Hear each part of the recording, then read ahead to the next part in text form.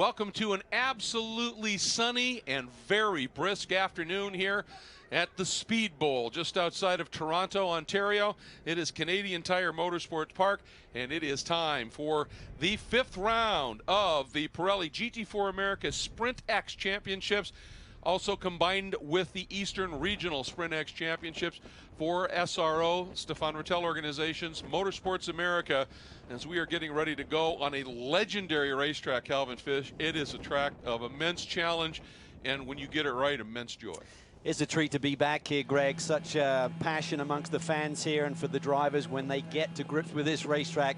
It is extremely satisfying, but as you mentioned, it's extremely challenging at the same time. And you talk about blind corners, elevation change, how fast this track is. Turn 1, turn 2, turn 8.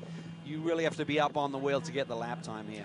And it's very chilly. Obviously, that plays a role in how much grip you get, but it gives the engines a little bit of extra power and the like. So they're really chasing things here, have had some great qualifying runs, and continuing the form we saw from this team at Virginia International Raceway. The number 34 Murillo racing machine has done a superb job in qualifying up front, but sitting on the pole in the Eastern Pro-Am category is the number 77 Porsche Cayman, the Volt Lighting entry from Park Place, and Ryan Marine down in pit lane is standing by with that team. Yes, and Trent Hidman is the co-driver of the car. Alan Brynjolfsson will start. You've been coaching him for a little while now, and he's really come on this year in leaps and bounds, culminating in a really good qualifying effort today. Well, Alan naturally is a really good driver, so to me, it's no surprise that he's really coming along this well. He's naturally got it in him, and he's making me look pretty good. So I definitely appreciate all of his efforts. But I mean, we cannot leave out these Park Place guys. This Porsche Cayman GT4 platform, excellent training platform for a driver. So that's helped my job out a lot. It's helped Alan out a lot, just in terms of having a consistent, drivable platform in order to learn and grow and get better on. So, but these Park Place guys do a phenomenal job in setting it up. Who knows what's going to happen in the race here? I mean, I'm always more nervous outside of the car, waiting for the car to come into pit lane for a driver change than actually being in the car itself. But I know Alan's going to do a great job. He's applied everything that we've told him. I think he's only going to get better from here on out. Good luck. Thank you. Yeah, and in the Eastern Pro-Am, the Eastern Regional Pro-Am category, they won both of the events at Circuit of the Americas in the opener. The second one with an overall win, Cal, but struggled a bit at VIR. And you can see that front row there. There's Fassnacht along with Christian Shimshak in the Mercedes. Row 2, Matt Travis, you see on the left there, that NOLA Sport Porsche runaway leader in the National Pro-Am category. 4 straight wins. Yeah, they're on a roll. They're really enjoying life. And they come to this racetrack and they said, we've got to start thinking big picture. We want those overall wins. But we can't lose sight of the fact that we're running for our own championship. First time here for Matt Travis. He's loving the track. Did some sim work to try and learn it. But there's nothing like being out there in the real deal. You take a look at the next car coming up, the red, white, and blue Panos of Preston Calvert along with Matt Keegan. It's interesting that overall Pro-Am championship is a blowout right now with those 4 wins, but in this one, Calvert and Keegan come in here 1 point behind Jean Capestro Dubé and Mike Vess in the other NOLA Sport car, which is not here. So they come in as the erstwhile point leader. In that championship, it's only 6 points separating them from Chris Wilson and John Allen in the Auto Technic BMW. The other championships here are really quite close, and the competition has been fierce. It's just in that overall Pro-Am category where that NOLA Sport car has just ruled supreme thus far. It has, and but I think it's anyone's game here today. I mean, hasn't been a ton of track time, but when you look at the top 5 on the grid, 4 different manufacturers represented with a Mercedes-AMG car on the pole, then Porsche alongside, McLaren up there, BMW. They've lost a little bit of power this weekend. They're running a different power stick for this weekend, so it's cost them a little bit of straightaway speed, but the car's been awfully strong all season long. And one of the big stories in the field, qualifying at this stage in the 12th spot overall, but 4th in class, in the Ian Lacey Racing G3 Mustang, Frank Gannett, who's running the full sprint championship, and Carl Whitmer, who comes in here extremely well placed in the Pro-Am category in the Eastern Regional, 1 point off the lead of Stephen McAleer and Justin Raphael. His co-driver and team owner, Marco Radicic, last minute couldn't make the trip up here. Carl was really beside himself going, I'm so close in the points, what am I going to do? And Frank Gannett and Ian Lacey Racing put together a program. Frank said, hey, I can use a little extra track time, and put together a program for Carl to run here, and Frank do the qualifying here in the second qualifying session that established the grid for tomorrow. Carl put it right up near the front, showing one, his knowledge of this track, but two, just his talent. But just a great story to have something like that unfold in the paddock. It really is, and for Carl, I mean, he's got a great opportunity with Marco. Marco's done a great job this year. They've been getting the results, and just the fact that, as you said, last minute he couldn't make it up, really put Carl outside of the field, and he managed to scramble here yesterday, and nice that the Ian Lacey group and the G3 group were able to offer him the seat. As you said, it's perfect for Frank, gets him some extra track time, and I think you're going to see Carl put in some impressive lap times when he jumps in at halfway through this race. Again, 60-minute format, mandatory pit stop with a driver change only, no tires, no fuel.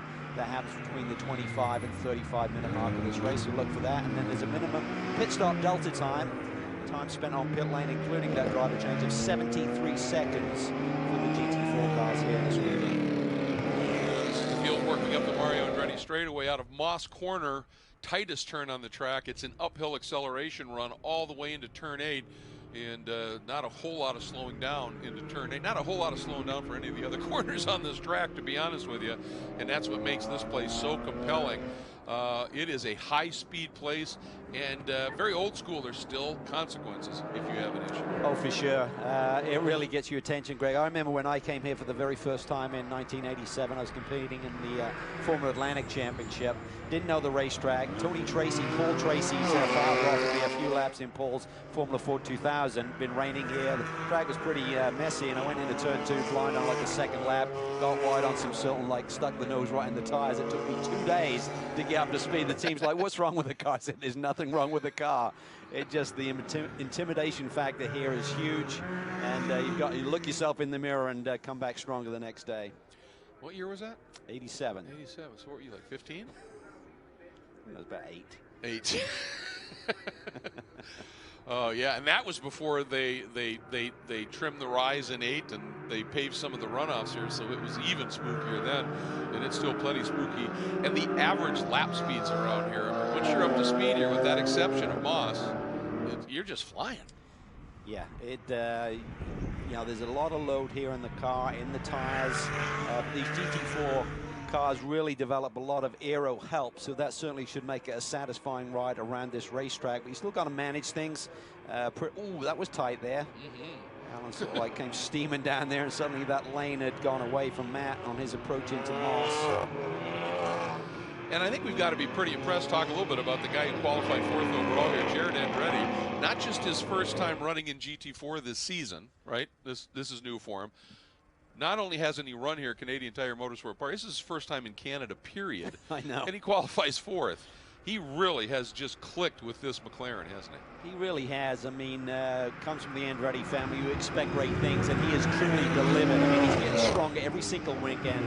Was that a solo victory in the sprint race at VIR until late in the going, had some technical issues. So he's just gone from strength to strength. He loves this racetrack. He's learning it extremely quickly. They only saw the track for the first time yesterday, so second row qualifying performance very strong there in the Window World car. And lights are out in the official safety car, the beautiful Acura NSX, as it is going to make its way into pit lane, and we get going. 60 minutes of racing, as Calvin said.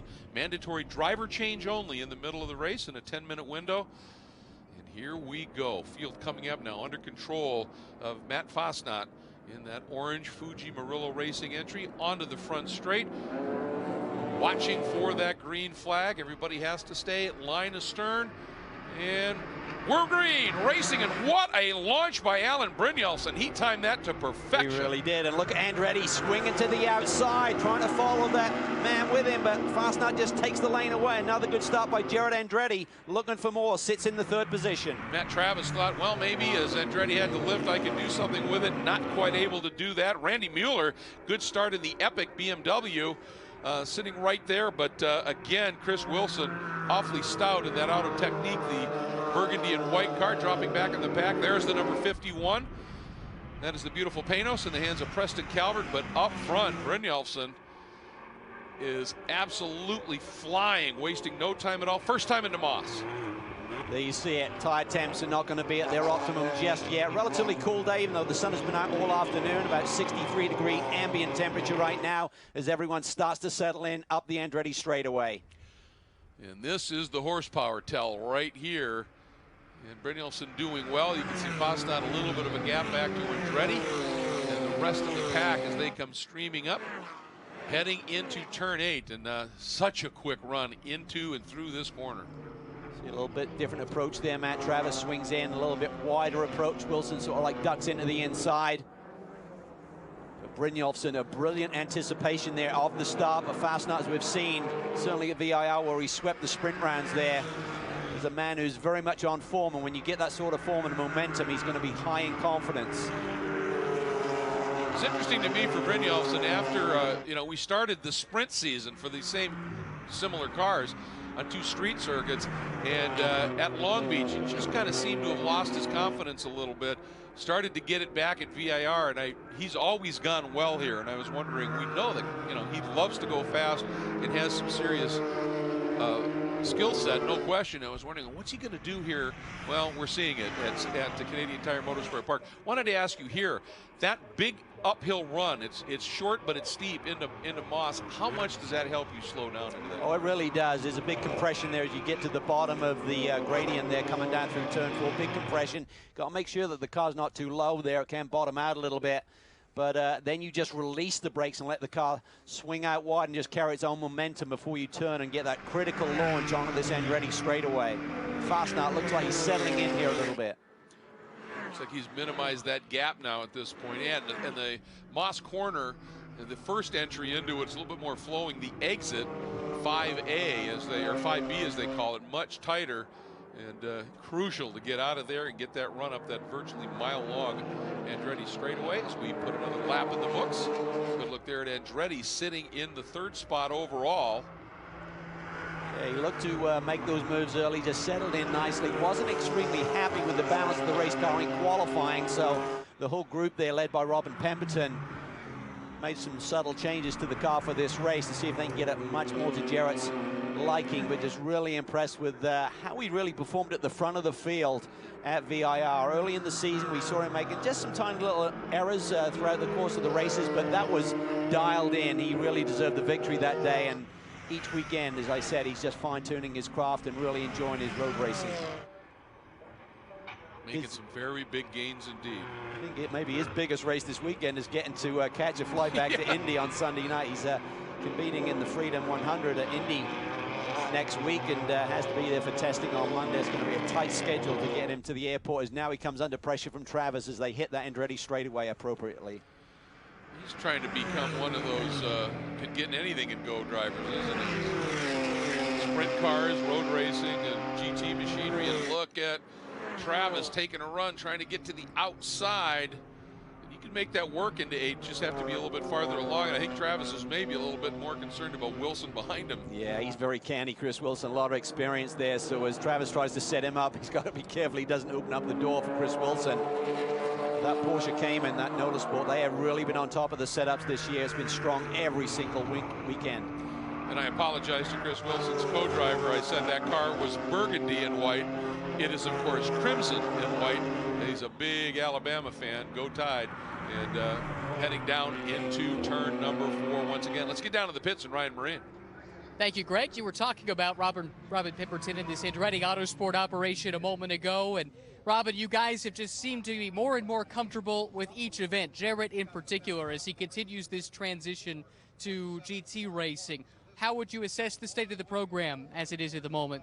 Well, we're gaining on it. Everybody's working really hard, and you know, Jarrett's a student. He works real hard at it, and you know, we're just trying to surround him with the right people that, you know, can continue to get this program better and better. Where have you been able to improve the most as a program from Circuit of the Americas until now? Well, just understanding the cars and what it takes to make them handle a little bit better. And, you know, making them easier to work on so we can make changes a little bit quicker when we're working on them. So it's been a process for all of us. And for you, it's, I'm sure, a process as well, coming from years spent on the stock car side of things, now coming and trying out the sports car racing thing. What has that been like? It's been great. I've loved the challenge. you know, we've had a good time doing it, and you know, we haven't gotten everything out of it that we want so far, but we're working real hard at it. We're enjoying it. Yeah, they've been knocking on the door of an elusive win. They're getting closer. It's Robin Pemberton, guys. Yeah, elusive win, and as Calvin said, you know, one that got away from them. They really should have won, certainly. Well, they had that win early in the season at Coda in the second race. And, you know, learning a racetrack is tough, particularly this one, but certainly this weekend with his co-driver, Carl Thompson, Jared Andretti has a really experienced head to lean on there because Carl Thompson and his group are based in the area. This is their home track, and Carl has a bunch of races here, so it's great to have that experience in the camp, as Robin alluded to, in terms of surrounding himself with the right people.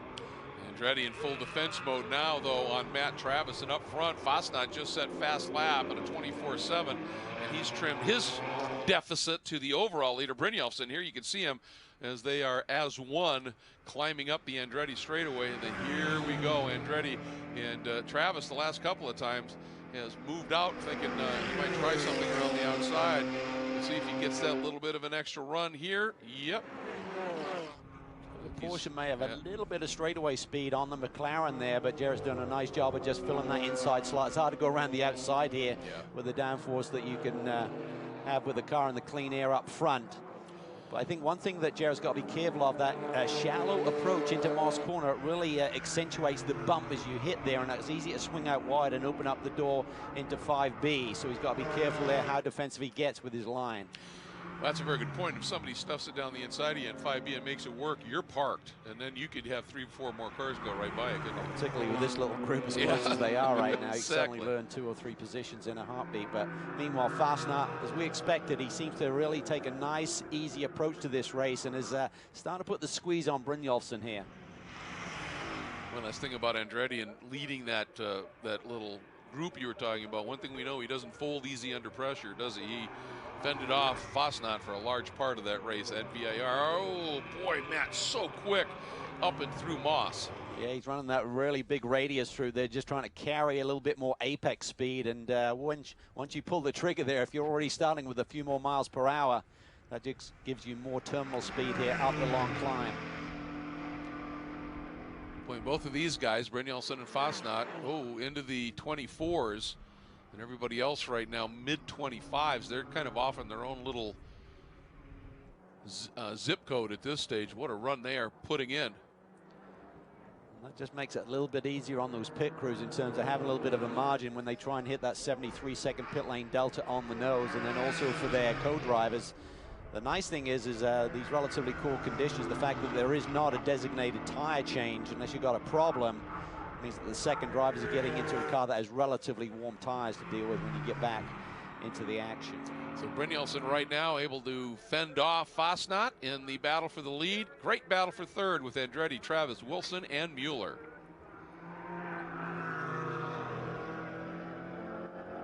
And here is Andretti. Looks like he's been able to find a little bit again and open that margin back to Travis up just a smidge. And I think by doing that, that may now allow him to run the ideal line, not have to be defensive and compromise his lap time, but it's a small sort of comfort zone there. It's like if you can get a little break and then just lay down your lap times, you can sometimes drive away a little bit. And both of them, as a result, have been able to gap Wilson just a bit. Wilson starting to feel a little pressure from Mueller in the Epic Racing BMW, the all-blue one. Yeah, BMW's definitely struggling a little bit here up the long straightaway with that reduced power from the BOP change. Oh, Travis got a run, and again, just not close enough to really work that outside line, and an aggressive move by Fassnacht down into turn 10. But look at the counter move here by Brynjolfsson. It's a drag race down into 1. Fassnacht on the outside and decided, the better part of valor. Well, Alan's brave. We've Yes, seen that over the years of watching him now, that he's not afraid to give it 1,000,000%. So he came back at him, and that late move into turn 10 can work. People typically save it for late in the race, but you know, is it when you swing out wide to take the ideal line, you're compromising your speed so much to try and block that move and close the door that you can dive down the inside. But Matt couldn't quite time it and get the power back down early enough, and Alan was up for the task to get back underneath him. Down through 4 once again. This is the compression right there. Looks to the inside. You got to be so careful. If you make a move there, there's nowhere to go if someone swings across your bow. Very easy to have contact there if you do attempt to make a move. Fassnacht absolutely no worries about giving it a go pretty much anywhere he thinks he's got advantage. The problem is if you try and do it in on the entry to Moss there, you suddenly have got a lot of turning to do because of the shallow approach. Right. Typically, you just understeer into the car on your outside. Brynjolfsson now 2-3 car lengths as they head into 8, 9, and he's close again. Does Brynjolfsson shallow things up a little bit? Marginally. Ooh, a little wiggle there by Fassnacht. Runs wide as a result. I think Fassnacht is thinking, I got about 13, 14 minutes before that pit window opens. He'd love to grab the lead if he feels got a little bit more pace and see if he can pull a cushion out for the Murillo Racing team to work with. Oh, this is such a great corner. Watch this. Now, makes the big move here, Cal. Yeah, he just doesn't quite slow it down enough. What you really want to do is get it tucked to the inside and then just park the guy on the outside. He wasn't able to do that. Allen just gave him plenty of room and just allowed himself to then be back on the power nice and early. Now down into Moss once again. Allen's doing a nice job of keeping it clean, not succumbing to the pressure. And now the run out of Moss and climbing the Andretti straightaway.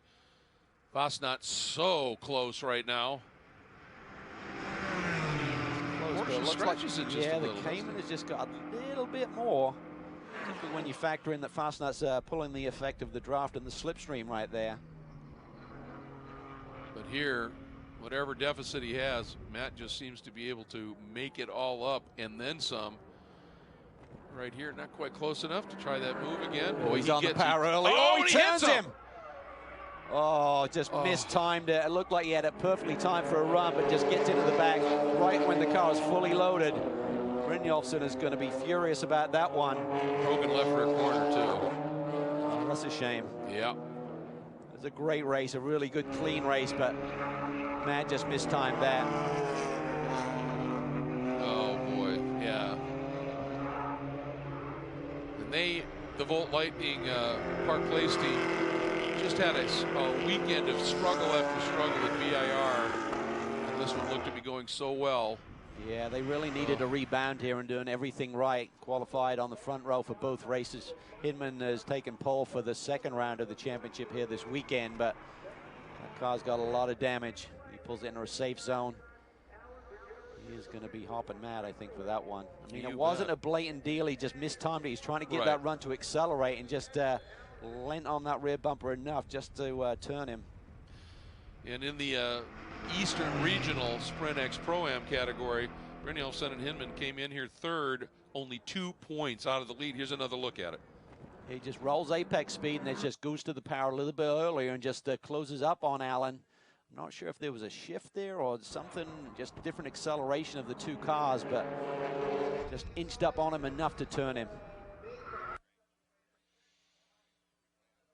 If he had been just a little bit straighter, that may not have ended up being any kind of an incident, but he was clearly still finishing the corner, wasn't he? Yeah, he still had some cornering load, some steering input in the car, and when you just suddenly get the rear end loosened up like that, you're just going to turn it like he did. Nothing he could do. Allen's got a lot of car control, so yes, he would have done everything he could to try and keep the car straight ahead as we get the safety car out there now. So as we get underway with the caution period, Fassnacht leads, but that's going to be reviewed. We'll find out how long that might stand. Andretti sits second and Travis third in the NOLA Sport Porsche. Look there at Alan Brynjolfsson as he is frustrated and walking around and having a look at that broken left rear corner of that Volt Lighting Park Place Porsche, led from outside of the front row. An absolutely great battle for the lead, and of course the obvious thing here is you would think that Fassnacht's going to be, well, let's get down. Ryan Marine standing by with Park Place team manager Mike Johnson. we lost that time too. Well, let's chat with Mike Johnson. He oversees this Park Place operation. First of all, what did you hear from Alan about the incident? Well, we actually just heard the tires going around, and then we heard them on the radio, and then, you know, we watched a little bit of the replay. Obviously, the 34 car got into the back of Alan and spun him around. I don't know if that was retaliation for what they thought was a jump start, or if he was just upset that he couldn't get by, but you know, it's unfortunate for us because we had a really bad weekend at VIR, and we really needed to get some points today and obviously this weekend. And, you know, obviously we're now going to go back to the truck and work all night to get it ready for tomorrow. Any sense for how much work your guys have to do to get this car ready to go? No, I mean, when it went by, you could smell tire smoke and you could see fluid coming out. So there's obviously multiple problems, but you know, I mean, it's we were real happy with the way the day had gone. We had qualified second in one. Alan had a great start, qualified on the pole on the other. So, you know, if we get the car back together and we start the race tomorrow, we'll be at least starting from the front row. So, tough break. Sorry, guys. Thank you. It's Mike Johnson. Thank you. Yeah, in the second straight weekend that crew has got some late night work going after they had an engine issue overheating at VIR too. So this crew earning its stripes. And it's a busy weekend anyway because Alan's also competing in the sprint race here. Yeah, very true. So, but they'll get the job done. They're a great group led by Mike Johnson. You know, he takes it in his stride. You know what I mean? There was no tantrum being thrown there. It's like, this is racing. You know, he got turned, and we'll go fix it and come back tomorrow. And just right now, just to give you a rundown of the order here, the top two places are held by AM category cars. Fassnacht is an East Regional AM program, Andretti a National AM program. Then Travis sitting in third in the 47 NOLA Sport entry and is the Best Energy Group car. Is the point leader in the Pro-Am category for the National Championship and leads that category. Wilson is an AM driver, sits in the fourth spot, overall second in his class. And then a great run so far, back in seventh, leading in the Eastern Pro-Am categories, Anthony Girazzi in the Krug-Speed Janetta. And that is one of those cars that has a smaller power plant, not as much power, is very light and agile, and Anthony Girazzi has been quite impressive in that car here this weekend. Yeah, I spoke to him earlier in the day about the challenge of this racetrack, and he's raced here before, but he said it still gets my attention. You know, it's tough to commit. He said the car's really good. It should be well suited handling-wise around these fast sweeping turns. So he said it's just down to me to really just find that confidence to attack these fast corners. And of course the scenarios, let's have another look at it here. Well, Fassnacht's car is just getting better and better as this run goes on in comparison to Alan. You can just see there through the apex, they just roll speed, continues to accelerate. I'm not sure if there's a slight difference in the acceleration of the two cars off that corner. Obviously, they all have different gear ratios. But either way, you can see the damage is done and Alan's day is over. And we would expect for Matt to be under review there for that contact. And this could put Andretti right into the prime seat if he should get a penalty. And we're getting quite close to that pit stop window, which would open typically in about 6 minutes, but they do have the ability to delay that if we are under a full course yellow as we are right now. All right, lights out on the pace cars. They come up the Andretti straightaway. We anticipate going green at the end of this lap. So Fassnacht, then Andretti, then Travis, then Wilson, and everybody. Any margins, of course, have evaporated and tires have cooled. It'll be interesting to see who gets to speed quickest here, Cal. Yes, and what the strategy is, do you know what I mean? You got to factor in if you come in early, where do you come back out in terms of traffic? Typically, you know, it should be the lower graded driver who would be getting out quickly to get the faster driver more lap time. But I think when you look at the top three cars, there's not much to choose between them there. So, and even Chris Wilson should have the edge in performance as well. So these top four may stay out, you know, for maybe 15 more minutes before they make that pit stop. 5 minutes to the window opening as we go back to green. And Andretti timing it beautifully, getting a really good restart, staying right with Fassnacht. Jarrett's history is he's used to 10-minute races, so he knows he's got to get the job done quickly. So I think we can see this in his approach on the start and the restart here. Oh, and that's a good point. You go to a sprint car race, when there's a restart, there's no room stop and go 1 minute cars. to car 34. causing a collision. Stop and go, 1 minute for car 34 causing a collision. There you hear the penalty, and look at the move by Wilson trying to go around the outside of Travis. Down to the inside in 4. Oh, that's touch and go right so there. Close. That allows Mueller a little bit of a run. I thought Wilson was going to lose a lot of speed there when he got chopped. I wouldn't say chopped, but certainly Travis didn't want to give it to him, so just good hard racing there. All right, things settle just a little bit as we're watching this battle. Let's check in with Ryan. Let's get the other side to the story from Kenny Murillo, of course, from Murillo Racing. We just got word that there's going to be a penalty assessed. First of all, if you could take us through the contact from where you were standing and any reactions you might have to the steward's decision. Yeah, you know, that's obviously not how we want the race to go, and Matt's definitely not that kind of guy where he would turn him on purpose. Absolutely not. So it's unfortunate. It's definitely not how we wanted our race to go. From our side of things, they looked like they were racing, and Matt got a better exit, maybe misjudged it. We don't know. Maybe the guy was looking in his mirror, forgot to shift. We have no idea, but you know, we respect the decision from the series. We feel terrible for the Bolt guys. We're really sorry about that, and I know Matt's really sorry. But again, nothing was intentional, and just really unfortunate.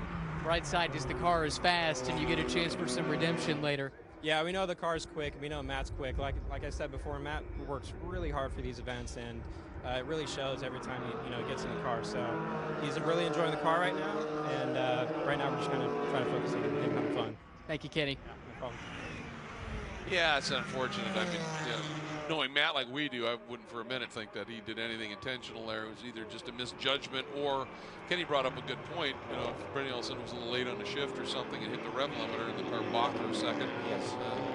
Lots of things are possible here. Yeah, I mean, I think the cars were performing at a different level at that point in the stint, and you know, I think Matt was certainly eager and anxious to try and get that lead, maybe create a little bit of a buffer before they got to the pit stop window. So just one of those racing situations. I don't think there was any intent to turn him around. He just misjudged it a little bit. But an easy one for the stewards, I think, to make that call. You think Matt pits now, does that drive-through? Well, he's only got a couple of laps to make that pit stop. Otherwise, he's going to get stopped scoring. So he's going to get that done, try and get back out there. He should. He just stay on the lead lap. It's going to be awfully tight, though. I think that's the big consideration. It's a stop a for penalty, stop and go, 1 minute. Ooh, they're giving him a minute. Oh, yeah, it's a minute. Yeah, but that's about a lap. So I think the key is going to be whether he can get back out. It's going to be awfully tight going down a lap. So you've got a minute stop plus the pit lane delta here, which is about 25 seconds, I believe. Yes, and Andretti now assumes the lead, of course. Travis moves up in a second. Wilson third. And look at Girazzi here trying to work around the outside of Sean Quinlan in that orange and blue Stephen Cameron Racing, Cameron Race Products of BMW. Girazzi trying to use that momentum of that lightweight Ginetta. He thought about the outside, and then he suddenly couldn't get the car turned in when he got to the critical part of the corner. Collingwood's having a really nice run here. Good qualifying performance. BGB, that Porsche, that bright yellow Porsche, just accelerating up the Andretti straightaway right now. Sits in the 8th position.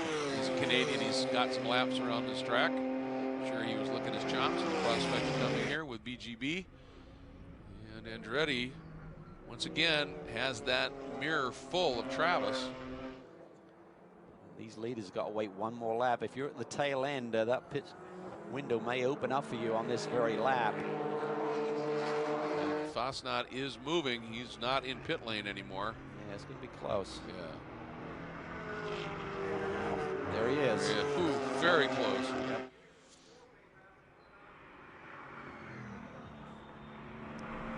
So the key is, if I was Kenny Murillo, I'd probably pit him now.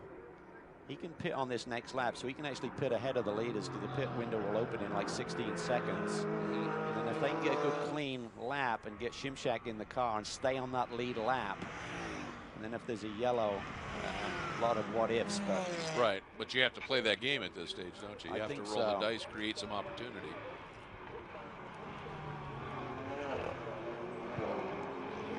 And out of Moss once again, and McLaren does get the power down pretty well through there, doesn't it? Yeah, and Jarrett's been really clean, recognizing that's such a critical corner to really set up your straightaway speed, and he needs that because the Porsche looks to be a little bit stronger. The McLaren's never light on top speed, but Porsche this weekend looks very good also.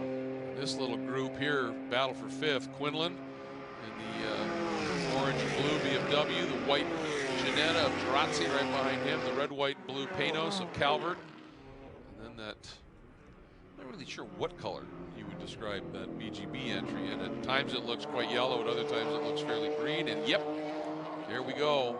Most everybody peeling in. Collingwood stays out. Looking to see, and Fassnacht, did he pit? No. No, he did not. So they're electing to keep him out, and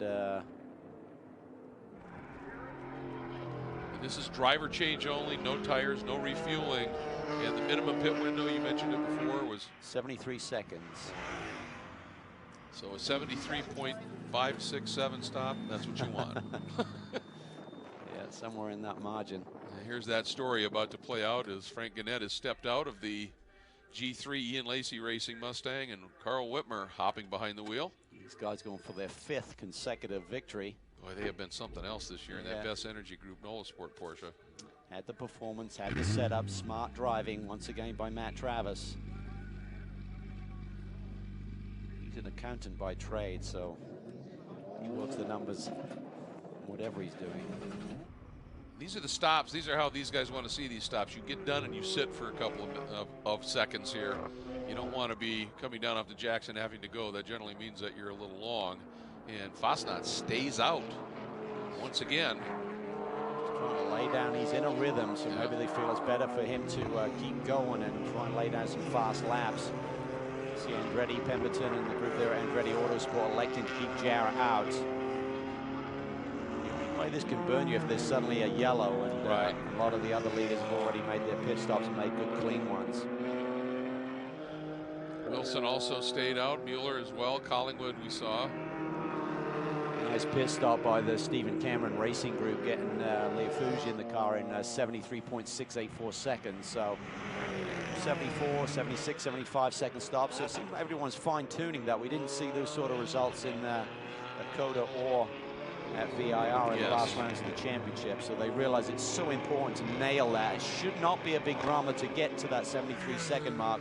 No real servicing, just a clean driver change is all required, and then timing it and releasing the car at the right time. Now Fassnacht right behind this group now, and I would think with the speed he has, he will be losing a little bit of time. Now's the time to pit. Yeah, you gotta be careful. You don't want to suddenly get stymied in traffic and be losing 2 seconds a lap.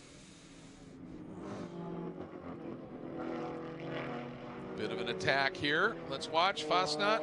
Does he make the move into pit lane? Yeah, he does. Yeah, that's smart. And maybe Kenny Murillo may have even given him the option. When you're just doing a driver change, the driver's going to be ready to go. Look at the Girazzi down in the dust, in the dirt. His tires are going to be dirty there as he turns in. And a smart move there. Mueller gives him a little bit of room and then floats wide, but doesn't come out of it. Oh, and again, Girazzi way around the outside here, down through 2. He's feeling it now. Yes, he is. This is getting really racy. And Jarrett Andretti's coming up on this group. There he is. So yeah, I said that was Mueller, not true. That's McAleer, who has done a pit stop. So decision for Andretti Autosport. This traffic is not going to be running at the pace of Jarrett Andretti. For some of the other leaders who have made an earlier pit stop, they've got to be careful here. They don't run afoul of losing that cushion they've managed to create. Wilson's right there as well. You'd expect him to run right to the end of that pit stop window with another 5 minutes on the board if you want to use it. So strategy playing out. Who stays out? Who continues on to the end of the window? Andretti leading from Wilson, and the number 3 now in the hands of James Clay.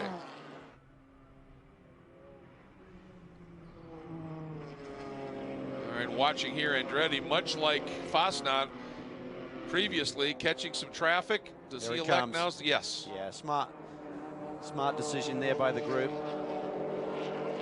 Carl Thompson should be up on the wheel. He was very happy after the morning practice session, said the car feels good, I feel good.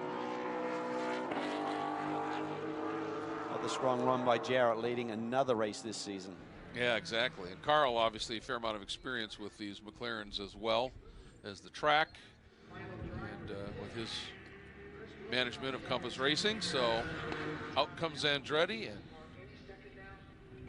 Carl climbing on board. So Wilson has stayed out, and you anticipated this. He would go almost all the way to the end of the window, so he'll be in the car another 3-4 minutes. Couple laps. You've got to be careful, because what you don't want to do is be running it right to the last few seconds and have a quick spin or get involved in someone. So normally they'll give themselves a lap margin, do you know what I mean, rather than being so close. Right. And having an issue on the in lap. They got that driver change done with plenty of time to spare. It's all about timing it, and they have this little timer inside the car to try and look at and make sure you're not going to beat that minimum time. He's at 67, 68 seconds right now. 73 is what we're looking for a good one. Going to be just outside of that, so I didn't cut it too close. So 74.2. And there is Shimshak, and he's gone down a lap. So now it's all about Thompson getting up to speed, getting that rhythm before Shimshak tries to get back on the lead lap. This is not for position, remember. Mercedes had to serve that penalty, but this is to get back on the lead lap as he looks down to the inside in turn 3 and takes it. Yeah, Blue BMW is second right now. And that is James Clay in the Epic Motorsports car. And behind him is now Jason Hart in that NOLA Best Energy Group Porsche. This is for position. Clay looks to the inside. Thompson gives him room. Smart, but I tell you what, if Carl had turned in there, Clay was committed, there would have been contact. You just can't cut it that close by breaking late into that corner and then try to get the wheel to cut. It doesn't work, but Carl Thompson saw it coming and gives him the way. And Carl, I think, just showed his knowledge of this track. Now it's a drag race with that Porsche. And down, we noticed down to the end of the Andretti run, that Porsche just seems to have some top end and slides through. Yeah, so Carl now just try and settle in, find the rhythm of the racetrack. Has a lot of experience here, so we expect him to be on pace immediately. But just so hard, even though the tires have not been changed, they still don't quite have the peak pressure and temperature when you jump in, and as a driver, it's hard to be immediately on it with someone else who's got 2 or 3 laps under their belt. I'll tell you, great stop by Mueller and Clay. Look at that, a 73.4 second stop has brought them right to the sharp end of things. Not a great exchange between Travis and Hart, though. 17.9. Yeah, that's not a good one for those guys who have been executing all season long. When you think about where they're sitting on the racetrack, if they'd had a 73-second stop, they'd probably be leading right now. Yeah, very good point. And that's how critical those stops are. When I say leading, assuming that Wilson continues to lead by extending his run, but he's now in pit lane. The clock winds down to 26.5 minutes to run, so could have probably snuck one more lap in, but as I said, you don't want to risk having an issue on that in lap and missing it and getting a penalty. Right, right. As we're watching this stop, of course, his co-driver is John Allen. And at VIR, when Chris put in that tremendous run early and John got in the car, he just started immediately dropping toward the back. We speculated that he had a problem. We weren't sure what it was. He did. He had a traction control issue. And they also found later that there was an issue. He was with a tire as well. And he said it was frustrating because I knew the car. Obviously, Chris had given it a ride, and I'm just watching cars stream behind me. Well, he's going to be in the same situation right now because he's coming out with the lead. Possibly it's going to be tight. Just misses it, so they didn't have a clean stop. They should have been able to maintain the lead, but you see the leader swing through, so that gives the lead to Clay. Yeah, it was a 1 minute 20.1, so. Tell you what, though, Hart is not letting him go. That NOLA Sport team looks for their 5th consecutive victory.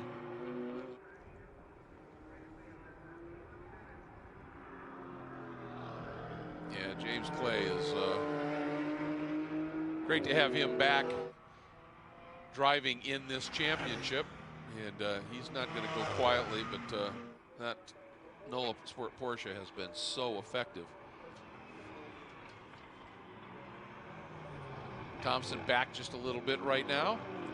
Oh, wiggle there by Clay as he went to the power. Yeah, and I've got to feel that Hart may have a good run here, and the straightaway speed that Porsche has been demonstrating is going to be tough for Clay to maintain the lead here as they get into turn 8.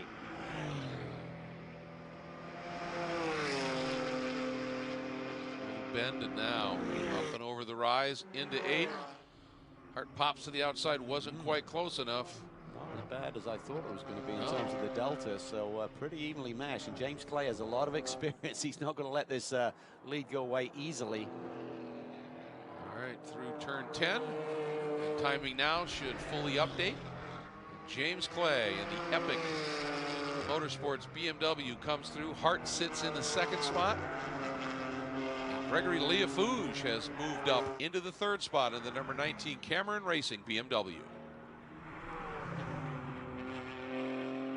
Great battle here at the front, however. Clay, Hart. Oh, he's wide. Oh, way wide. Yeah, yes. And that may be one that will get looked at by the stewards in terms of track limits. So he didn't gain a position, but he may have gained something in terms of not losing the position to the Porsche that's all over him. You're allowed to have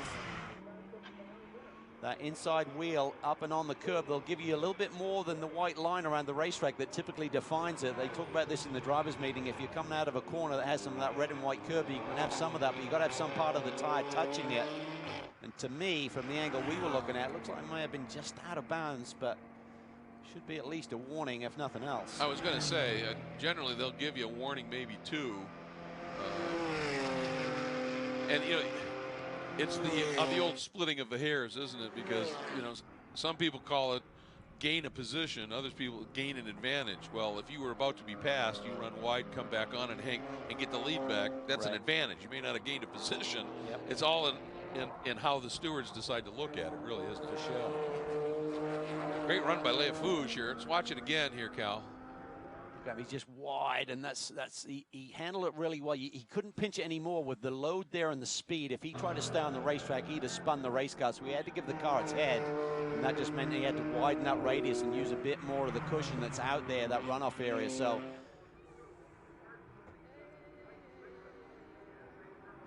Shimshak very much on the attack, running some very fast lap times. Do I say it? Is that a Shimshak rim shot? It's a beautiful move for sure. Yeah, running laps in the 24s. Yeah. The car that they just went around was the Palmer father and son duo in the Kelly Moss Audi. It's a different car than the one they campaigned to start the year with, and they said it's it's the same type of car, but every car has this little nuance, and they said we're still trying to figure this one out just a little bit.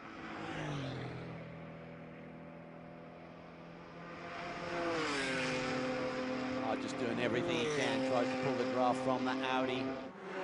Actually impressed that Clay's BMW has managed to keep that Cayman right there. I thought they'd be down a little bit more than I was hearing numbers of like 10K down in terms of the competition after practice this morning from the BMW camps. Since that little wiggle down in Moss, Clay has been absolutely precise in getting through the exit of Moss to make sure he gets the power down as stoutly as possible.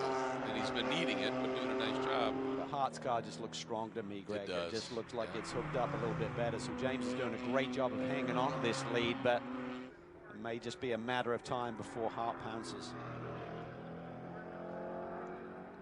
And as we look at that, guy who's running 2 to 3 tenths quicker than both of them is Liafouge. As he his last lap ran a 1:26.1 to 26.3 for Hart and a 26.5 for Clay. Well, that may force the issue for Hart to try and make the move. If he sees that gap come down behind him, he may try and be a little bit more aggressive in making that move around Clay. And as this gets tighter, Clay's going to have to defend even more vigorously. Hart gets the power down a little bit sooner. You see Clay moving around, trying to break any kind of toe here. Yeah, he's not being reactive, though. He's being proactive in terms of picking that line, but he's certainly entitled to do.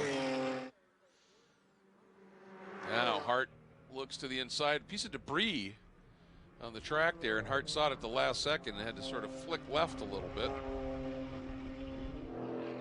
I think Liafouge is getting closer. Last time across the stripe, the gap between second and third, Hart and Liafouge was 2.5 seconds.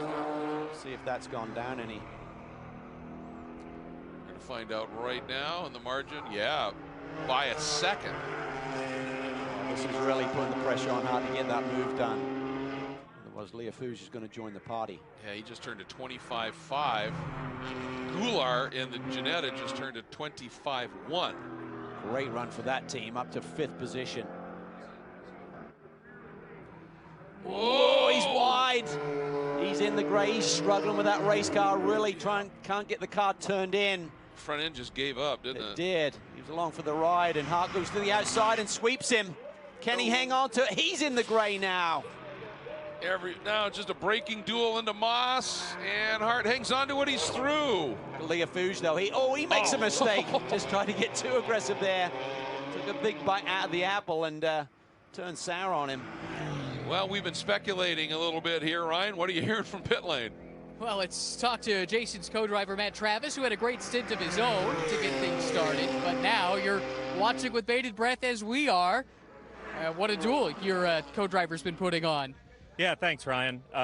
Heck of a battle out there at the front. Jason's doing a good job trying to chase down James. I think I might have just heard that he made the pass, so I'm excited to see that on the replay. But really excited to be in P1 overall. That's the goal. How was your stint in the car? Oh, it was absolutely fantastic. The car was great. The balance really came together. I never know what to do with my hands. The balance really came together, and man, I think Jason's having a lot of fun out there. It sounds like it was a great battle. Are you having fun watching and listening? Very much so. Had a heck of a lot of fun out there, but watching's almost as fun. Can't wait to see him when he gets back to pit lane. Hey, good luck the rest of the way. Thanks, guys. See ya. Well, and now the battle for second is BMW on BMW, but Leofouge has been showing some real speed. You wonder if Clay, in that a fight to hang on up front, if he may have just used up those Pirelli P0s just a little bit more. Fastest guy on the track, and a guy begging for a yellow, Shimshek. He just turned fast lap of the race at a 24.5. Yeah, so they're digging deep, trying to do everything they can. But, you know, maybe those tires are just overpressured a little bit with James' tremendous run here today. But he's definitely struggling to hang on to that race car. And I think Leofouge looks a little bit stronger, but Hart, they're doing their thing up front once again. Absolutely. Top three right now: Jason Hart, James Clay, and Gregory Leofouge. Porsche from two BMWs with a McLaren sitting in fourth. Keeping an eye on the margin from Goulart up to Thompson. And those lap times, Goulart running quite a bit quicker than Carl Thompson is right now. That margin now count down to only 3 seconds. And McAleer is throwing down some quick laps as well. Leofouge to the inside, and fellow BMW runner gives it to him. Can Leofouge chase down that Porsche? You think James just accepted the inevitable there? I think he realizes that he's really just hanging on, and just thinks a podium is a good, strong result. Just let this other BMW go, and look at Leofouge. He is wringing its neck. He is. Looking for every inch of this racetrack and more. Well, in the Eastern Regional AM category, the BMW of Miller and Clay comes in third in the points, only 8 out of the second spot. So I think he's figuring out, all right, let me figure out where I sit in class right now. And right now, with Leofouge, that wasn't a pass for a class position, and he's thinking big picture points, isn't he? I think so. He's a smart, savvy racer. He certainly didn't want to give up the lead and fought as hard as he could, but right now I think he feels the car is going away from him. And he's elected to let Leofouge go. But Hart just laid down his fastest first sector of the day. So the pace is there in that Nola Sport car. They've just done a great job this year, Greg, of really nailing the setups. Yeah, they put together just a superb program. And, you know, the Cayman was always a good car, but the little tweaks they made in this newly homologated version just addressed some of the slight deficiencies of the other car. One of them just a little bit of low-end torque, which helps so much coming out of Moss. And the drivers have said it just makes the engine a little bit more user-friendly. Let's take a look here at first, the pass for the lead, Hart on Clay. Well, Clay just really lost the front end there, or it twitched on him. He had to just let it ride out the corner, and Hart just pounced. But it's still a very brave move. You're sort of like in the gray there around a very high-speed corner, turn 4. He wasn't going to let the opportunity go away.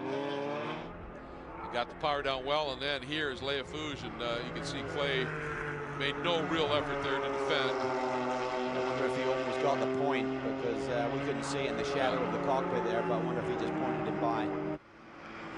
And with the gentleman who is second in the class that Clay is running in is a number of cars back now. John Tisi in the BGB Motorsports Porsche. I think Clay said, yeah, I'd rather follow Leofouge. to see if I can draft him, maybe open the margin up just a little bit more. Thompson now in the Andretti Autosport McLaren, still hanging on to that 4th spot overall, but Goulart has trimmed that margin down to a 10th. He's flying. He's running lap times about half second quicker than some of the leaders. So Goulart is having a great run. We thought that Ginetta would be strong here with these fast sweeping corners as a lightweight little car. And he is on the attack, going after Thompson. Got him.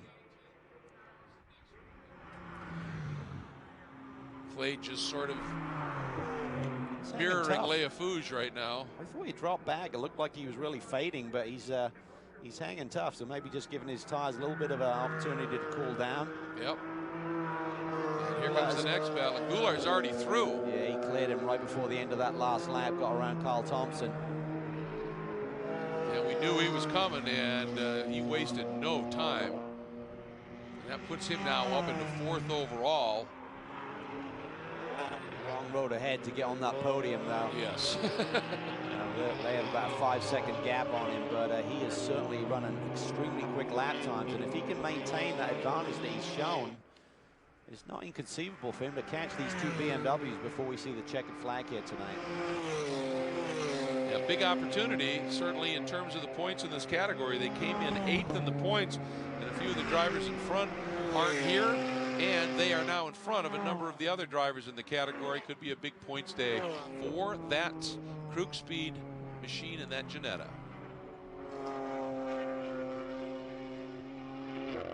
Carl Thompson now sitting in the 5th spot in the Andretti Autosport McLaren. A few cars back of this battle. Here is Goulart. There you see 7/10 quicker. Wow. Big Clay on that lap. The gap is down to 4.5 seconds. He needs about 7 laps to catch him.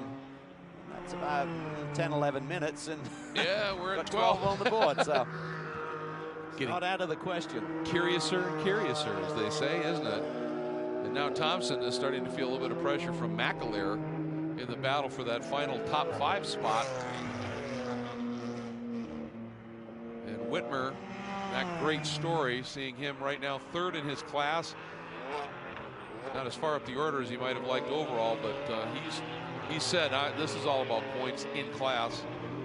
And here's McAleer now attacking on Thompson.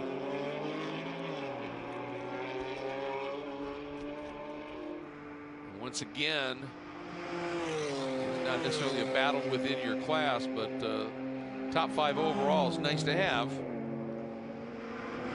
It seems like the balance may have gone away on Carl a little bit in that Winter World McLaren, so we'll certainly find out. And that's the nice thing about these double-header weekends. You can come back tomorrow and tweak on the car a little bit and try and change its characteristics over the long 60-minute duration. Up through turn 10. Can you see if McAleer is close enough to try anything at this stage? Thompson very precise. Looking at these sector times, Greg, getting back to Goulart, the battle we were looking at a short while ago, he just took a second out in sector 1, which is all of the fast stuff down through Mars. So that Ginetta is flying through the first sector of this lap. You would think he'd lose a little bit on the run up into turn 8, and then it's back into his territory. McAleer pushing that BMW from the classic BMW camp. Of course, he and co-driver Justin Raphael, a great overall win. One of the races at VIR, so they're feeling some nice momentum. There goes Goulart, now McAleer, and you can see Thompson now defending a little bit into Moss. And there you can see when you do that, you just end up with a little bit more of an acute angle, a little bit more understeer coming off the corner, and that means you can't get the power quite as early. So compromising your line around this track, particularly late in the going when the tires don't have their edge anymore to respond to the extra steering input, can really affect your lap times. Seeing a little, I don't know exactly what it is, but something that was sort of hanging off the outside of the front end of the McLaren. I wonder if something, there may have been a touch somewhere at some point. It's dinged up the aero on that car, possibly. It'll certainly affect the performance. Goulart continues to take 3/4 of a second. Each lap's now down to 3 seconds between 3rd and 4th, so game on. 25-1 he just turned. This late in the race, that is pretty remarkable. McAleer going to give Carl Thompson a good working over here. And if we're talking about the remarkable speed we're seeing from Eleven Goulart, the driver who started that car, Anthony Girazzi, did a superb job in qualifying, Ryan, and in his stint. Yes, he did. He turned it over to Elevan just a moment ago, and he's been on a charge. What have you heard on the radio about just how good this car must be? The car, you know, we've struggled with this car for quite some time, and finally we figured this would be our track. So we're very excited. You know, Elevan's keeping his pace. He's the third fastest car on track right now, and we're excited. I mean, I think we're running for P1 in class right now and third overall, so hopefully we'll see what happens. How much do you care about the overall result, or are you mostly just happy about where you're running in class right now? We really want the overall result. Everybody does. Every racer does. You know, that's the goal. But you know, we're happy with in class, and God willing, no breakdowns. I mean, we'll be happy for that. You said this car has been good around this track. What makes it fit the Ginetta and this race course? It's a momentum track. The car's lighter.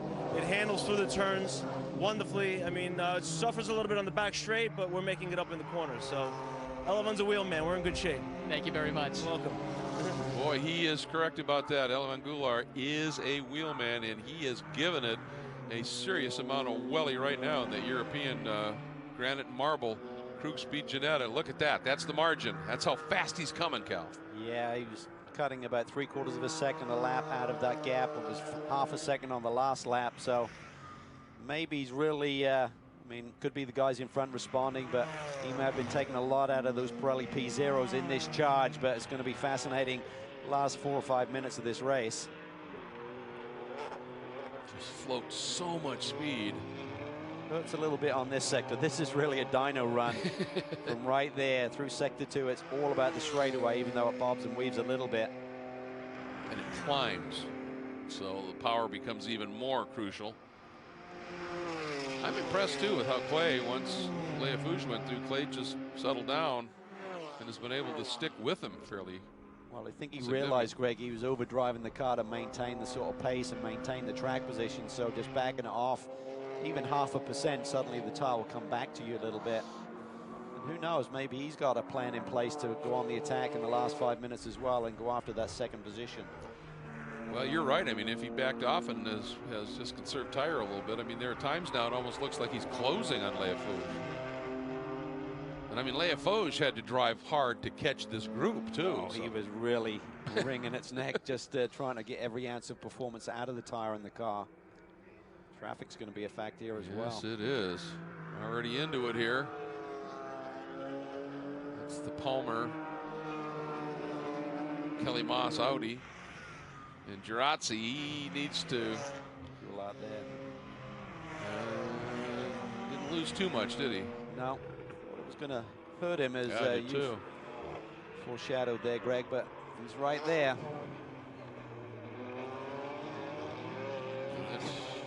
There's nothing between them now. They're both attacking the cars, wanting to give up on them. The driver's just asking for that little bit more. Fun to watch that attack of Moss corner on this back straightaway. Hart's margin up front, about 5 seconds back to this battle. But then it is on between Leafouche, Clay, and Goulart. Goulart has closed within a 1.5 seconds now in that last lap. And if he clears this traffic, it's going to be well underneath that. He's got to open the wheel up. Yeah, cost him marginally, yes. Had to be a little bit conservative there. Nice driving by John Allen there to give him the lane, but even so, you just can't cut it too close, otherwise you're going to get turned at that critical moment, accelerating on the front stretch. But this is where he's going to be really good. By the time they get to Moss, this gap should be at least half that he's looking at right now. There's the exit of 2 into 3. He's there. This is where he can flow some speed, and that's where the BMW is struggling a little bit. This will be fun down into through 4 and into Moss. New Clay, a little wiggle. Yeah, and that puts him out a little bit wide, and that really compromised the speed here. And Eleven really, knowing nobody's behind him, he can really open up and get that run as best as possible out of Moss. He wants to throw out a rope right now. But he's getting a big hole punched in the air by Boy, that hit me. BMW, and he's staying right there. Don't be surprised for him to look around the outside if Clay doesn't give him the inside. Ooh, little twitch there. Yep. Both right on the edge. With that big toe from that big BMW, probably entered that turn a little quicker Clay than he's wide been. there. Can Elevon set him up? This is nice. Gets to the inside. Does he have the acceleration to get along his flank here before they turn in? No, he doesn't. Not quite. Clay lives another day, and Leafouche gets a little bit of breathing room. Now, what can Goulart do? Down through 2 and into 3. Oh, Clay, real shallow entry there. That's going to hurt him a little bit. Just can't carry the apex speed without running out of road. Goulart to the outside. Can he do it around the outside? It's possible. He wasn't quite close enough. Now, going to try and do the over-under on the exit. What a chess match this is becoming. Isn't it?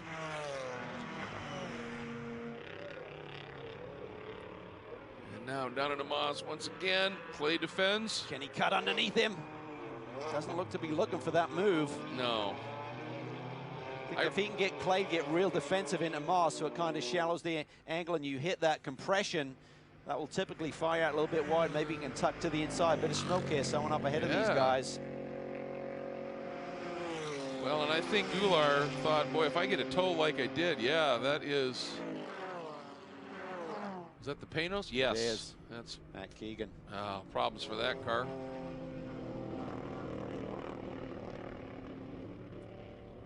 You can hear it very much off song. Now Goulart has to try it all again. A little bit more run and room this time. He might get the nose alongside Cal. Dives, gets down the inside. That is awfully tight. Can't quite get there. He needed just another 6 inches, and Clay runs wide. He doesn't want to give it up. Now, is he going to try the outside in 2? He wanted to find Brave. That's it. So close. Oh, and a big wiggle by Clay, but he hangs on to it. Awesome driving by both of these guys, putting it all on the line. Goulart wants that position. As his teammate said, it's all about the overall. Now he gets to the inside. This should be good. He should easily, yeah. You don't want to be on the outside with nowhere to turn in for turn 4. Not at all. That wall there, they moved it back a little bit, but it still is very much on your mind as you come through. Now, though, the margin to Leafouche has ballooned up to, looks like maybe 1.5 seconds or so. What can Goulart do? What a drive he has put on. Well, he's got the pace. He's got the pace to chase down Leafouche, but he's running out of time. That's it. Hart continues to lead by now almost 6 seconds. Leafouche second. Clay and Goulart. That is settled in Goulart's favor. Does he have time to catch Greg Leafouche?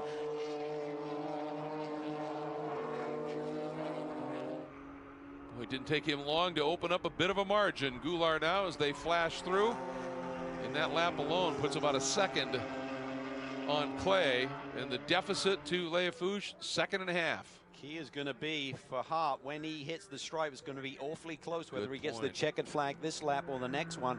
I think he may just beat it, so there'll be 2 laps for Elevon to really try and chase down Leafouche here for the runner-up position. Or a lap and a half as we now go through turn 3. Clock is going to be really close for Hart here. Elevon is willing Hart into a really quick lap. Yes. Don't back off. Just keep the pace. Boy, look how quick he's closing on Leafouche. Oh, that's got to be sweet to drive right now. You can see the guy in front of you struggling. He's right on his tail. Oh. And there you see it again. Leafouche doing anything he can to break the toe. And that BMW's got a fairly big greenhouse in terms of that roof height. And it does give that little Jeanette a little bit of a toe, although he was able to break it a bit, wasn't he? He was. Look at that clock, though. It's going to be really tight. Hart may just beat it. He might. He's 6 seconds ahead of these guys. So he's probably through. Yeah, that start line comes up pretty close. Yeah, he made it. So yep. There it is. One to go, and Goulart starts the attack. How does he set him up? Wow, he can roll some speed. It's a New personality. It's a new driver that he's trying to deal with. Now he tucks to the inside. Leofouge gives it up. Side by side. Nice driving there by Greg, though, to the middle of the road. Didn't swing all the way back across. Good respect. This is where Goulart went to the outside. Leofouge canny to that move. And now Goulart's going to try and pop to the outside, but that's the outside of 4. He's there. Does he hang on to it, Cal? He ramps the outside. Can he slow it down? Can Greg he does. Oh, that was brilliant driving by Elevan.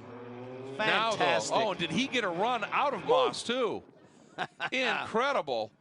Now the question is, you've talked about it, the dyno run. He just has to hang on to get to the brake zone of turn number 8. Hart up the road, can't even see him. Here we go. Leofouge pops to the outside. Goulart protecting. There goes Hart. Coming out of turn number 10. Win number 5 on the run for NOLA Sport. Hart and Travis and Porsche in the new Cayman 718. And Goulart is going to do it. Up into second place. What a run. And Leofouge actually almost fell back into the grasp of Clay just a little bit. And then McAleer is able to sneak through on Thompson and brings it home to complete the top 5. But a dominant run by the NOLA Sport boys and a brilliant display by Elevan Goulart. That was just a fantastic race all the way around. I mean, James Clay wins the East AM division, but to not finish on the overall podium is probably tough to take, because he just drove brilliantly as well today. He did. I mean, that was a car that at certain points wasn't happy, and he just willed it around. And yes, he gets the class win, but to miss the overall podium will be a bit frustrating. But Goulart winning the Eastern Pro-Am category, huge for them in terms of points. And Leofouge second to Hart in the National Pro-Am category, so a good run there. As you said, Clay and Mueller winning the Eastern Am race. And second in that Eastern Am race is the BGB Porsche of TC in Collingwood. And even with even though he slipped back into the 6th spot, Cal, Thompson and Andretti win the AM National category here, so valuable points for them. Well, that's the experience. I mean, if Carl Thompson didn't have the car underneath him, maybe that was the big picture that the team were giving him. Listen, we're still leading our class. Just bring it home. Let's maximize the score and not worry about the overall running position. Yeah, very good point. We take a look at the overall results. And again, if the numbers are highlighted just white on black, that is a Pro-Am pairing. If it's red background, that is an Am pairing. And pretty impressive what we saw here today. But I mean, Anthony Girassi, let's not forget, he did a great job in qualifying and a great run in his stint to hand Goulart a car that was capable of what Goulart could wring out of it. Did a great job, and I just spoke to him earlier this morning, and he did not have the look of someone who had yet got the confidence, but that grew in the terms of the first half of this race, and he put in a great run. Yep, and then just keeping up on our feel-good story of the weekend here, the number 24 Ian Lacey G3 Racing Mustang, Carl Whitmer bringing it home up into the 7th spot overall, 3rd in the Eastern Pro-Am category points, and huge for him in terms of coming in here only 1 point out of the lead and finishing in front of the McAleer pairing. No, just behind the McAleer pairing. He minimizes his loss, and that was his goal here, and he was able to achieve it. So well played by Carl Whitmer, and I'm sure a very grateful Carl to Frank Gannett and Ian Lacey. Yeah, it'd be great to see Frank on the podium here today. Yes, absolutely. This is becoming familiar. Yeah, 5 in a row. He's got to be stoked. That was a great drive. What a drive. As he said, that was awesome. He was awesome. All right, and out of the car. Great run by Jason Hart and Matt Travis of NOLA Sport. Ryan? It's been a picture-perfect season for these guys so far. 5 straight wins. But you had to earn this one. We'll start with you, Jason. Take us through that battle that you had to ultimately take the lead of this race. I had a fantastic run. I mean, I'll be honest with you, got in my head a little bit in qualifying. We had a mechanical issue, and I was just like, is it me or is it the car? And I think everything came together. The team did a fantastic job. Really fun race against the BMWs after racing one all year last year. This Porsche just doesn't quit. I mean, it just brings it. and it's such a joy to drive. Those laps out there, I do my heart rate all the time. My heart rate's low. It's just a great car. Hello to my wife and kids at home. I love you so much, and I'll see you Sunday. Matt, you think you can back this one up tomorrow? Man, that's the plan, Ryan. We're looking forward tomorrow. Like Jason said, the car's great. No complaints here at all, and yeah, looking forward to aiming for another P1 overall tomorrow. Jason Hart, Matt Travis, winners once again in Pirelli GT4 America. 5 straight, and it was a Pruitt-esque moment there, wasn't it, for Jason Hart? Just fantastic. And yeah, what a start to this is dream stuff. You don't get these rarely, if ever, and to be enjoying it like they are is very special indeed. All right, now let's get down to Ryan is trying to weed his way over to Elvin Goulart, and boy, are we looking forward to hearing from him. What a run he put on here, and just an exceptional effort by a really, I think, a driver that has spent a lot of time running in the lower categories, and he's starting to prove what he's capable of. Ryan?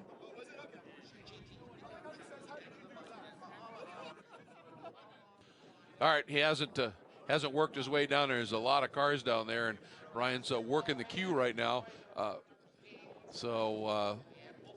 Then, of course, Leia Fouge, a great run, along with Sean Quinlan, Clay, and the like. All right, now let's get down to Ryan after a long walk. Yeah, sorry about that, guys. No worries. Finally caught up with him. He's a popular man for good reason. Elvin, you put on a show for us. Thank you. That was so much fun. We really needed that for the team. Krooksby did a fantastic job. My teammate, Anthony, he did a phenomenal job bringing the car in, keeping us in contention, and we're ready. The car didn't fall off. We were right there picking them off one by one. But, huge thanks to the team. This car is so much fun to drive here. Our sponsors, K1 Race Gear, Sports Car Driving Association, that's SCDA, and Trajas Series did a phenomenal job, and we're so thrilled to be here, and it's great to be in the top podium step again.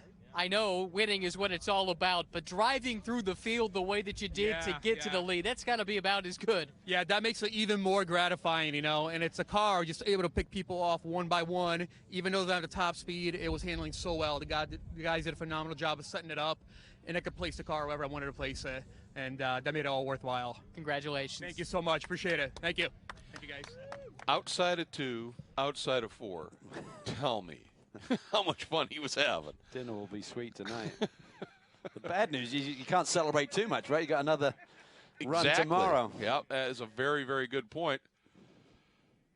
So, wow, what a race. And you think about the highlights, there were plenty here. At the start, Alan Brynjolfsson in that Volt Lighting Park Place Porsche went to the lead strongly. It wasn't going to last too long, was it? He lit the switch, right? Yeah, flipped the switch, yes, indeed.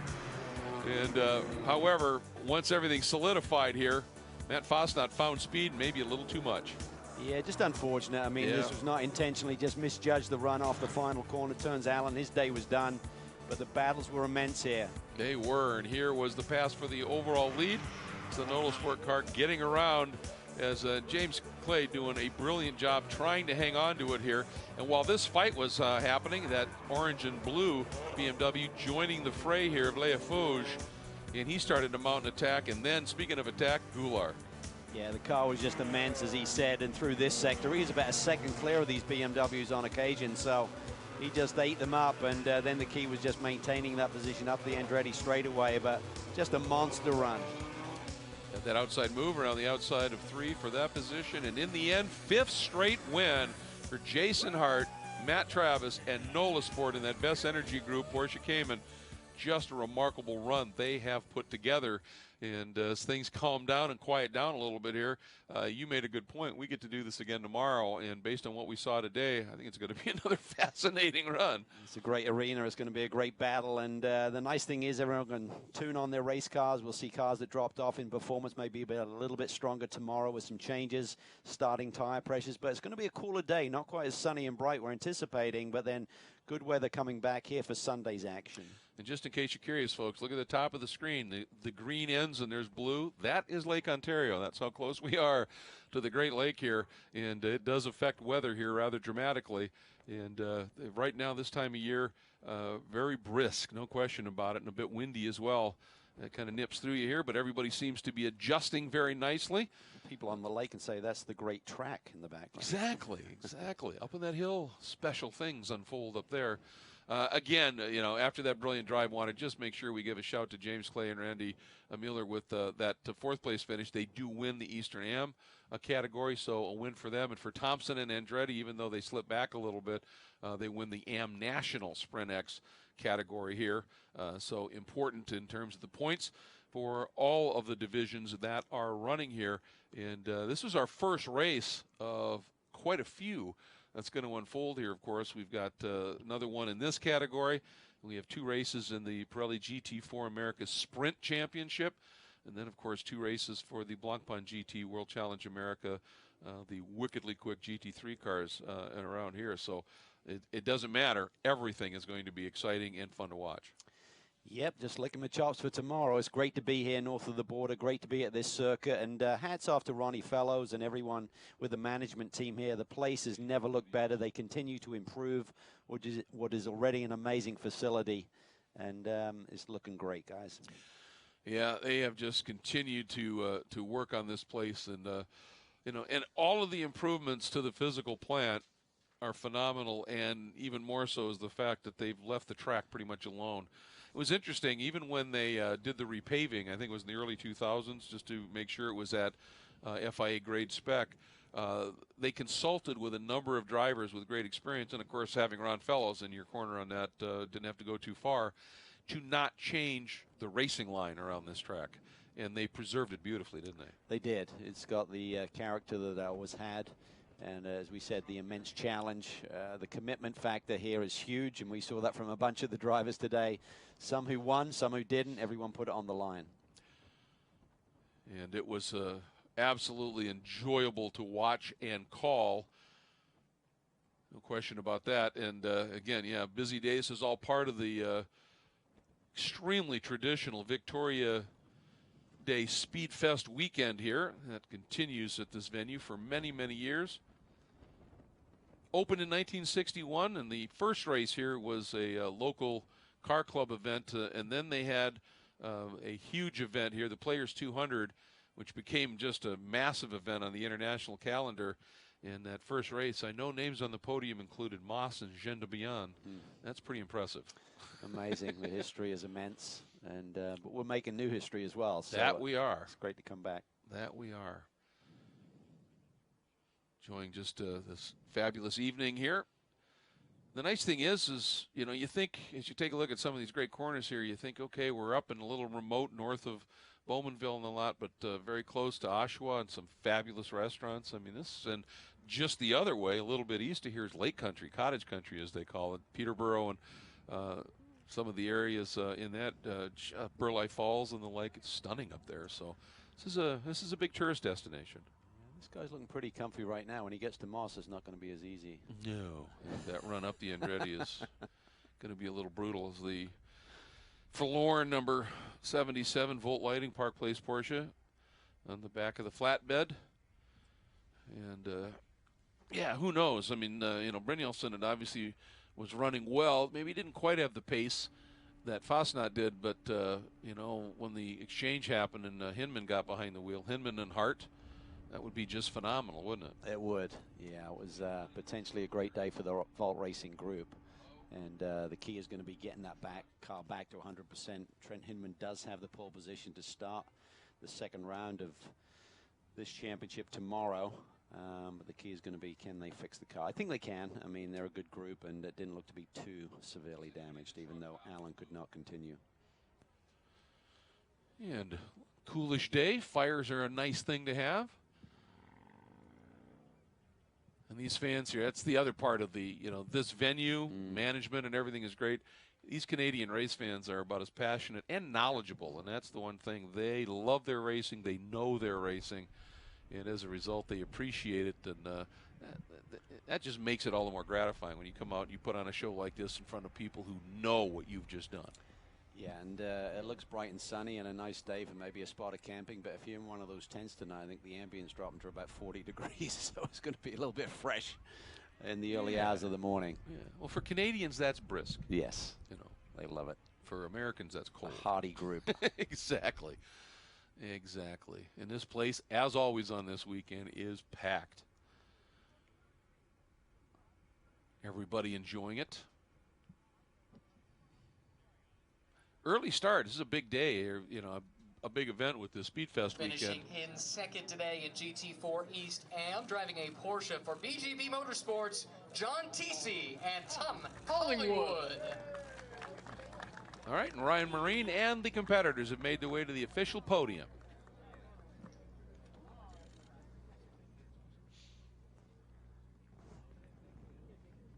And victorious today in GT4 East Am, driving a BMW for Epic Motorsport.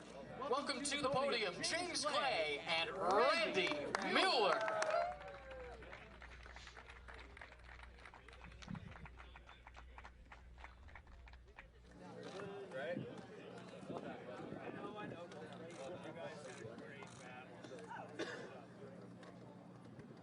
Well done, everybody. If you would please lift those trophies up high over your heads and smile for the cameras. There they are, your GT4 East Am podium. Here today on Friday, day one of our event at Canadian Tire Motorsport Park. And next, the celebratory champagne spray.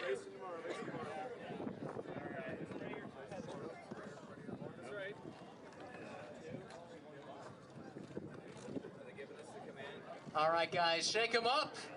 Congratulations to our GT4 East Am podium finishers, Sean Gibbons and Derek DeBoer in third, John Teesey and Tom Collingwood finishing in second today, and your class winners, James Clay and Randy Mueller. Well done. We'll move on now to our GT4 East Pro-Am podium, starting with third place today.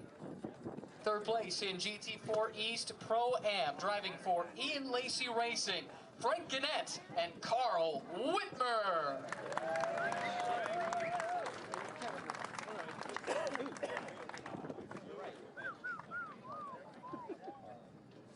Well done to those two. Finishing in second in GT4 East Pro-Am from Classic BMW, it's Justin Raphael and Stephen McAleer.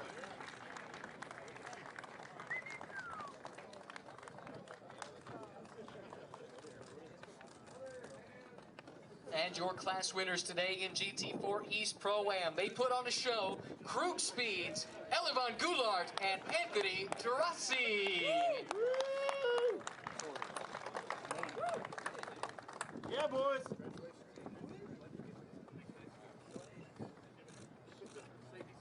Well done, guys. And likewise, if you can lift those trophies up high over your heads, please. Smile for the cameras.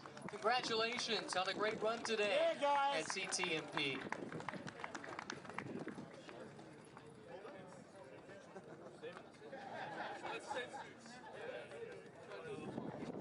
And now celebrate that podium with a little champagne. Your GT4 East Pro-Am podium finishers, Frank Gannett and Carl Whitmer in third, Justin Raphael and Stephen McAleer finishing second today, and Elevan Goulart and Anthony Terrassi picking up the class win at CTMP. We'll turn our attention now to our GT4 Sprint XM class podium. GT4 Sprint XM finishing in third today, driving for Team Panos Racing. It's Matt Keegan and Preston Calvert.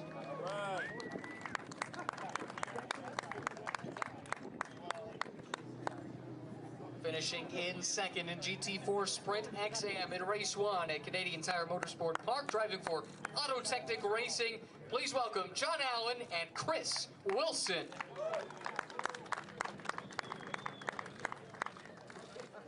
And your class winners in GT4 Sprint XM for Andretti Autosport, driving a McLaren, Carl Thompson and Jarrett Andretti.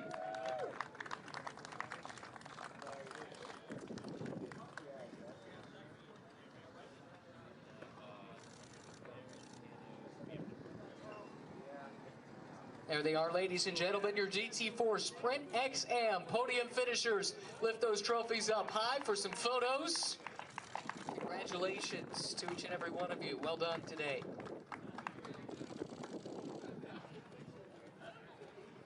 And once again, time for the champagne spray. For your GT4 Sprint XM podium, finishing third, Matt Keegan and Preston Calvert. John Allen and Chris Wilson finishing second today. And Carl Thompson and Jared Andretti picked up the class win in race number 1.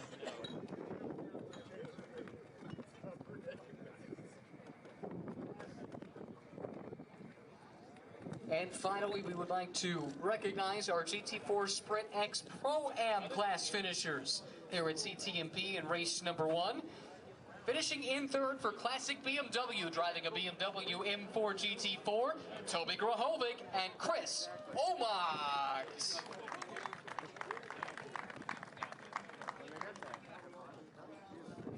Second place today in GT4 Sprint X Pro-Am for Steve Cameron Racing. Also driving a BMW, it's Sean Quinlan and Greg Liafouge.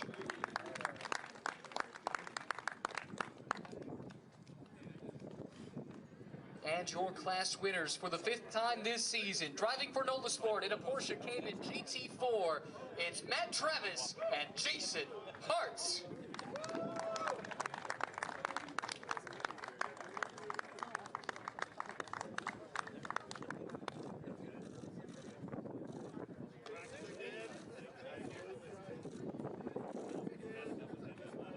Great job, guys, up there on the podium. I'll have you lift the trophies up over your heads for our first round of photos. Thanks to our friends at Pirelli for their continued support of the championship. And thanks as well to VP Racing Fuels and VP Lubricants, another fine partner of SRO America. We'll do the hat dance now, swap out the Pirelli hats for the VP hats. And we'll do the photos with the trophies once again. Lift them up high for another round of photos, please, guys.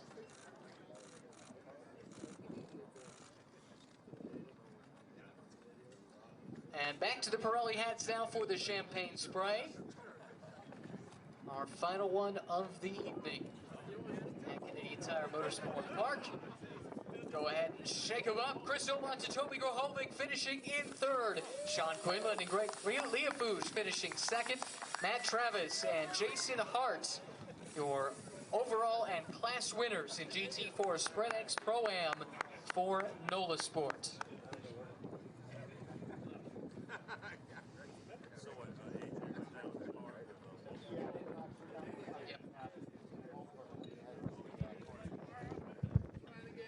And Ryan doing a very nice job after a busy day in pit lane, covering the podiums. And again, we just saw some absolutely phenomenal racing. To have it unfold, just want to give you a little bit of an idea of what's going to unfold on a very busy day tomorrow. Our first race will be coming up about 8:50 local time.